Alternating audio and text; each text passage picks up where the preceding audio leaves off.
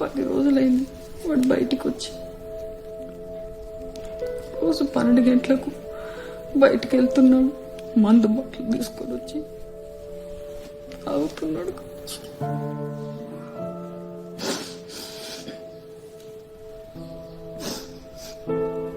మేము మాట్లాడతాం లేండి అంటే తాగు. దాంట్లో ఏమన్నా పోస్తే కానీ తాగవైంది ఇంకా నువ్వు. దీనికేం తక్కువ లేదురా. అరే ఇంకెన్ని రోజులు పిచ్చోన్లాగా రూమ్లో కూర్చొని ఏడుస్తూ ఉంటావు? అక్కడేమో ఆమె హాయిగా బాయ్ ఫ్రెండ్తో ఫొటోస్ దిగి ఫేస్బుక్లో పెట్టి లైక్స్ కొట్టేసింది.